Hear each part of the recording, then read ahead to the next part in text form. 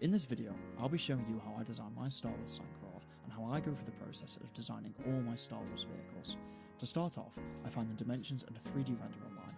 With this, I start to shape the build and get the correct proportions, mainly using the 3D render as a reference model. All resources I use for this build will be linked down below. By using Welder in Axiom, finding the correct gradients and shape for the hole becomes quite easy using //line and the convex hole modeling section in Axiom. The smaller slopes are done by hand and trial and error, and I constantly take a step back to look at what I have done and compare it to the render.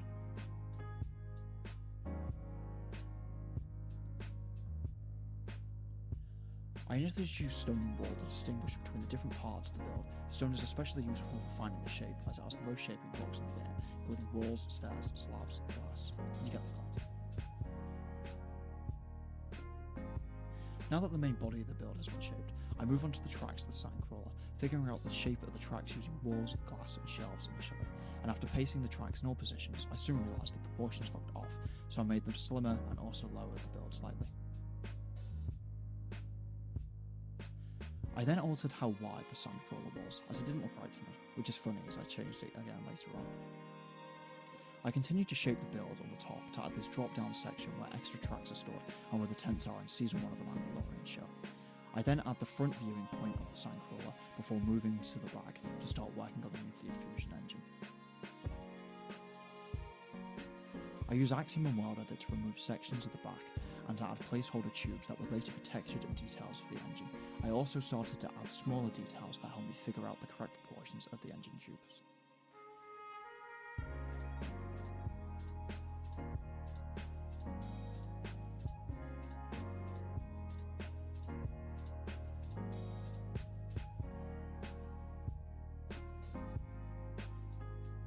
I then move to the bottom of the build to add in these lower box structures which have side entrances on, and I also add the magnetic suction tubes. I then start to texture the tracks using various brown shaded blocks to refine the shape, like walls, stairs, slabs, and shelves.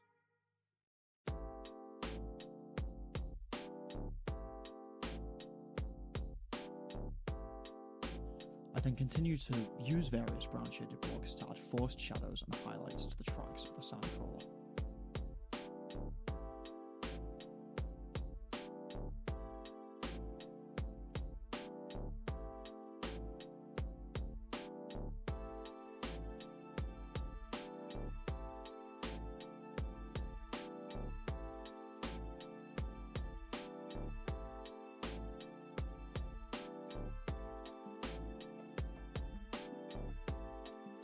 Here you see me experiment with various blocks that could have been used for tracks, but in the end I just settled for slabs, as I felt like fence gates just made the tracks feel too flat, as the texture behind was the dominant texture.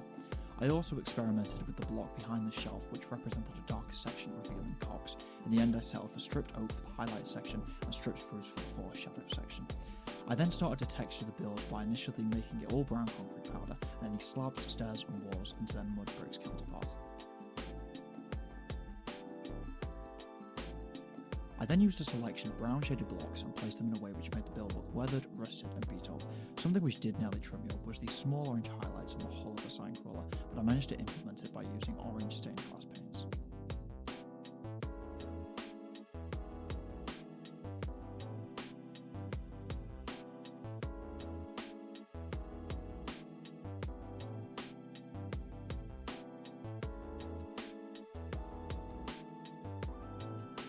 I start to add some of the smaller details on the front of the Sandcrawler, including the lights at the bottom, the triangular details, and the panel lines of the main door, before moving to the side to continue with texturing/detailing.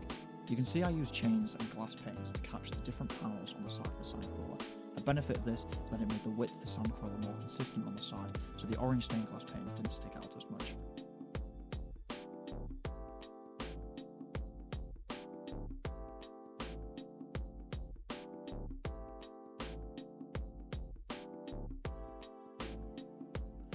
I then start to add even more smaller details on the side and front of the Sandcrawler, using signs, fence gates, buttons, levers, pots and candles.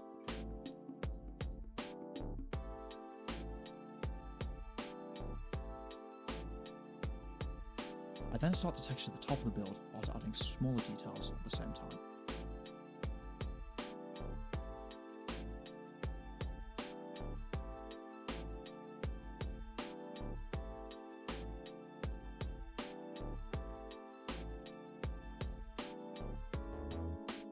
Some of the smaller details added represent the spare tracks, various bumps and panels on the top of the Sandcrawler, alongside using chains to make the large panels appear.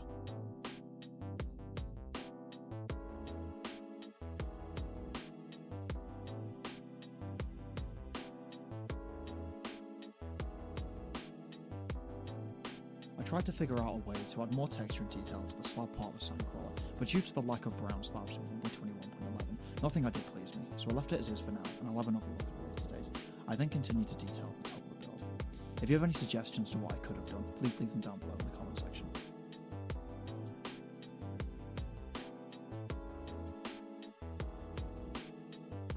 I then moved to the back of the build to start adding texture and details to the engine, using chains of fence gates for close lines / ridges / tubes in the engines, and an assortment of shaping and small blocks to achieve the chaotic look of the engines.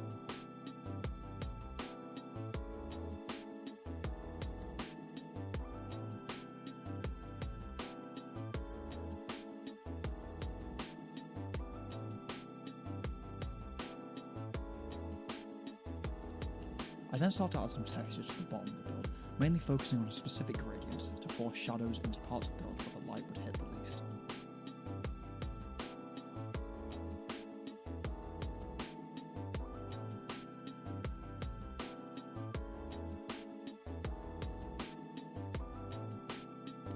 I then add some small last minute details to the lower box structures before changing the force shadow effect on the back tracks to make it more realistic with the lighting that would hit it. As mentioned before, I decided to change the width of the build again, as it looked way too squashed after texturing and detailing. I then quickly flew over and fixed any inconsistencies that were caused by making it smaller. This is the final version of the build, and I hope you enjoyed this walkthrough of what I do when designing my builds. I'd appreciate it if you could leave a like and subscribe for more Star Wars Minecraft content. Thank you for watching.